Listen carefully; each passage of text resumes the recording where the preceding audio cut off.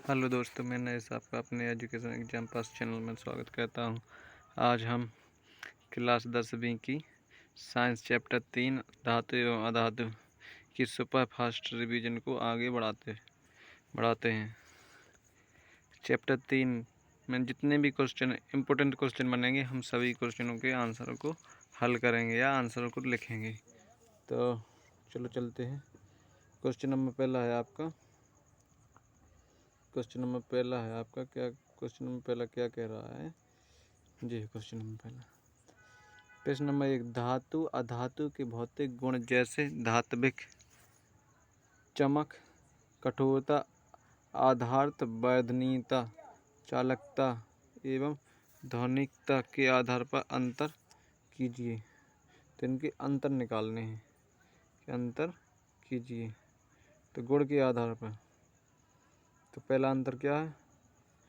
धात्विक चमक के आधार पर धात्विक चमक होती है कहाँ पर? धातुओं में भी धात्विक चमक होती है, अधातुओं में धात्विक चमक नहीं होती। केवल अपवाद हैं जी, ग्रेफाइट और आयोडीन में, इनमें धात्विक चमक होती है।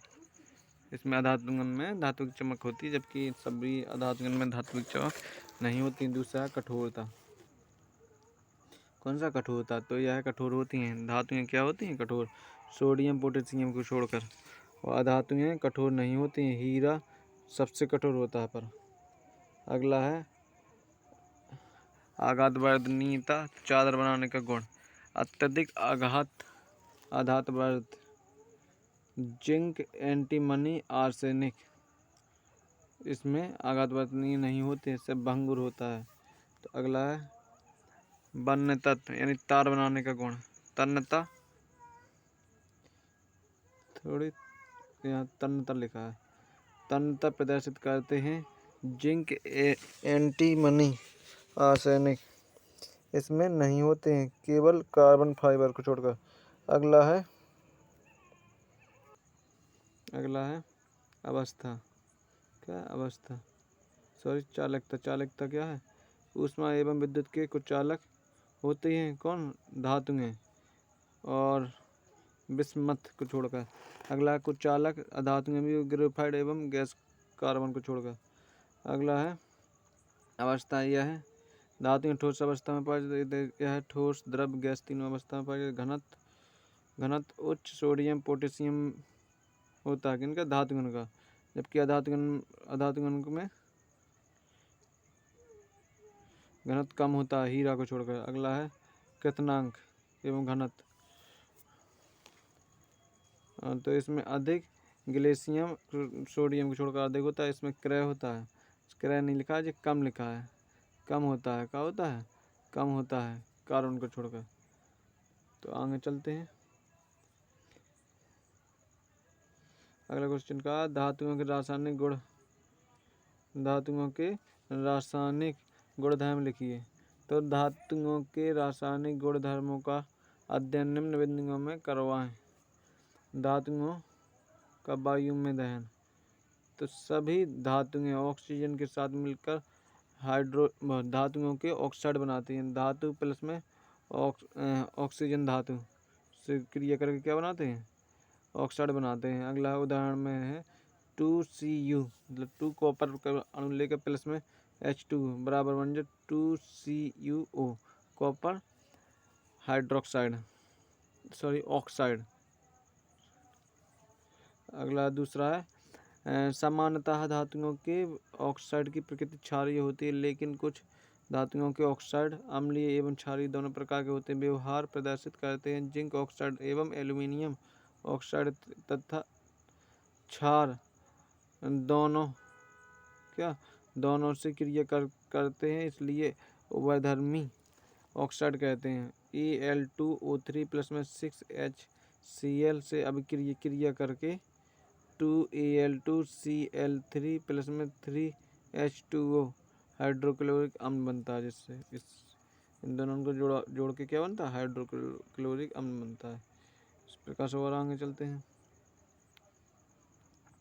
अगला सामा है। सामा क्या है? सामा है अपना, यद्यपि सामान्यतः धातु ऑक्साइड जल में आघूलनशील होती हैं, है ना।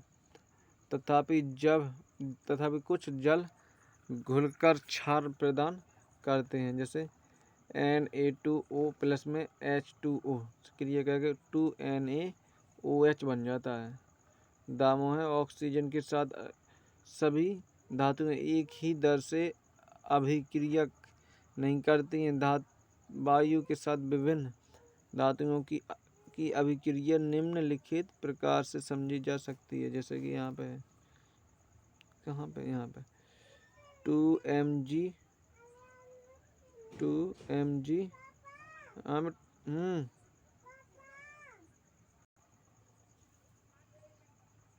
तो इसका 2Mg प्लस O 2 से अभिक्रिया करके 2MgO H2O से अभिक्रिया करके MgOH का उल्टा बनता है, जिससे हम लाल लिटमस नीला को हो जाता है, जिससे लाल लिटमस नीला हो जाता है। अगला है धातुओं की जल से क्रिया।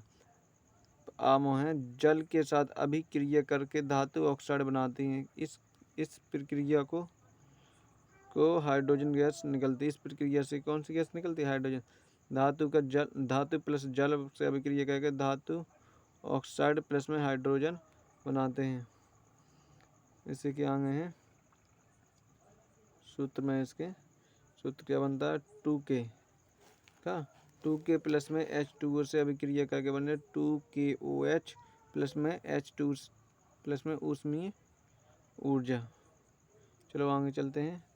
अगला है अपना क्वेश्चन,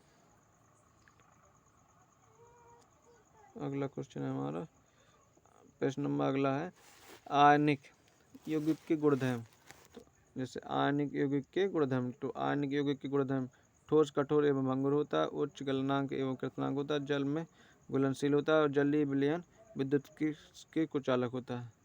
क्वेश्चन नंबर अगला है धातुओं के उपयोग लिखिए। तो उपयोग है धातुओं के कौन कौन से उपयोग हैं? अधातुओं के उपयोग। क्या है? अधातुओं के उपयोग। तो अधातुओं के उपयोग कौन कौन से? पहला है अमोनिया निर्माण में हाइड्रोजन। वनस्पति के तेल से घी बनाने के लिए हाइड्रोजीनेशन कहलाता है। ये क्रिया मतलब वनस्पति तेल से घी बनाने का कौन सी क्रिया कहलाती है? हाइड्रोजीनेशन। दूसरा पॉइंट है अपना द्रव हाइड्रोजन रॉकेट ईंधन के रूप कार्बन का उपयोग डाई तेल और इलेक्ट्रोलाइटिक सेल बनाने में किया जाता है। अगला तीसरा पॉइंट है खाद नाइट्रोजन अमोनिया नाइट्रिक है यहाँ पे, है ना, नाइट्रिक अम्ल और उर्वरक के निर्माण में सल्फर का उपयोग, गन पाउडर, सल्फ्यूरिक अम्ल एवं रबड़ के वुल्केनाइजेशन में किया जाता है। तो क्वेश्चन नंबर अगला है क्वेश्चन नंबर अगला उभयधर्मी ऑक्साइड क्या होते हैं? दो उभयधर्मी ऑक्साइड का उदाहरण लिखिए। तो उभयधर्मी ऑक्साइड जो ऑक्साइड अम्लीय एवं क्षारीय दोनों गुणों को प्रदर्शित करता है वे उभयधर्मी ऑक्साइड कहलाते हैं। अथवा जो ऑक्साइड अम्लों एवं क्षारों दोनों से अभिक्रिया करके लवण एवं जल बनाते हैं उसे उभयधर्मी ऑक्साइड कहते हैं। उदाहरण में एल्यूमिनियम ऑक्साइड Al2O3, जिंक दूसरा जिंक ऑक्साइड ZnO। और प्रश्न नंबर अगला है कारण बताइए। क्या कारण बताइए कि प्लेटिनम सोना और एवं चांदी का उपयोग आभूषण बनाने के लिए किया जाता है। अगला है सोडियम पोटेशियम एवं लिथियम को तेल के अंदर संग्रहित किया जाता है। मतलब इन दोनों के आंसर देना है। तो पहले का आंसर है प्लेटिनियम सोना एवं चांदी अत्यंत ही क्षीण क्रियाशील होते हैं तथा इनके संक्षारण नहीं होता है, इसलिए इनका उपयोग आभूषण बनाने के लिए किया जाता है। इसी प्रकार से दूसरा है सोडियम पोटेशियम एवं लिथियम अति क्रियाशील धातुएं हैं और वायुमंडल की आर्द्रता नमी से भी क्रिया कर सकती हैं, इसलिए इन्हें बचाने के लिए इनको तेल के अंदर संग्रहित किया जाना चाहिए। यह किया जाता है ताकि ये नमी के संपर्क में ना आए। क्वेश्चन नंबर अगला है निम्नलिखित की व्याख्या कीजिए। अब व्याख्या करने कौन कौन से एल्यूमिनियम की सक्रियता घटती जाती है यदि इसको HNO3 में डुबोया जाता है। तो पहले का आंसर क्या होगा? पहले का आंसर होगा, और दूसरा चलो पढ़ लेगा क्वेश्चन, फिर आंसर की ओर चलते हैं। दूसरा क्वेश्चन, कार्बन, सोडियम एवं मैग्नीशियम के ऑक्साइड के को अपचयित नहीं कर सकते हैं। तो इसका सही आंसर क्या होगा? तो इसका सही आंसर होगा, एक मिनट, इसका सही आंसर होगा जी यहाँ पे, कहाँ पे, यहाँ पे होगा। और तीसरा क्वेश्चन है इसमें, ये क्वेश्चन है फिर इसके उत्तर चलेंगे। तीसरा क्वेश्चन, सोडियम क्लोराइड NaCl ठोस अवस्था में विद्युत का सुचालक नहीं होता, जबकि गलित अवस्था जलीय विलयन में यह विद्युत प्रभावित करता है। चौथा, आयरन की वस्तुएं यदीकृत की जाती हैं। पांचवा, वस्तुएं जैसे NaCl एवं Mg सभी कभी भी प्रकृति में स्वतंत्र अवस्था में प्राप्त नहीं होती हैं। तो उत्तर, पहले का उत्तर क्या होगा? NHO3 एक उपचायक मतलब ऑक्सीकारक है। जब इसमें एल्यूमीनियम को डुबोया जाता हो तो एल्यूमीनियम ऑक्साइड बनता है, जिसकी परत एल्यूमीनियम पर चढ़ जाती है। दूसरे का आंसर है, सोडियम Na या मैग्नीशियम Mg कार्बन C की अपेक्षा अधिक क्रियाशील है, इसलिए कार्बन सोडियम या मैग्नीशियम के ऑक्साइड को अपचयित नहीं कर पाता है। तीसरे का आंसर है, ठोस अवस्था में सोडियम क्लोराइड आयनित नहीं होता है, जबकि गलित अवस्था में अथवा जलीय विलयन में Na+ आयन एवं Cl+ आयनों में आयनित हो जाता है। इन आयनों की उपस्थिति के कारण यह विद्युत को प्रभावित कर देता है, जबकि ठोस अवस्था में नहीं कर पाता है। आगे है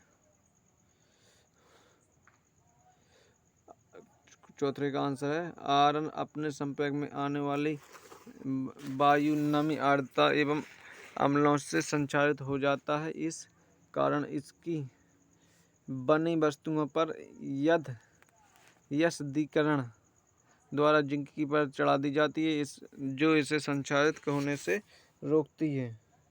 अगला पॉइंट है पांचवा, मतलब पांचवें का आंसर है, चूंकि धातुएं जैसे NaCl एवं Mg अत्यधिक क्रियाशील होती हैं, इसलिए ये प्रकृति में स्वतंत्र अवस्था में प्राप्त नहीं होती है।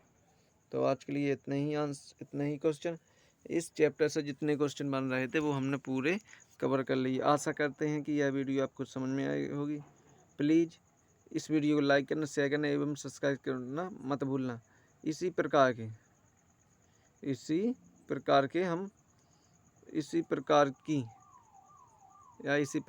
समझ लो यहाँ पे, इसी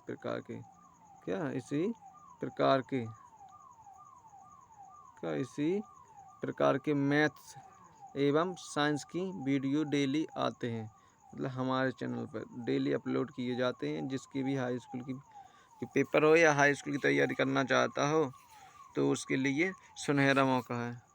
प्लीज़ इस वीडियो को लाइक करना, शेयर करना एवं सब्सक्राइब करना मत भूलना। धन्यवाद।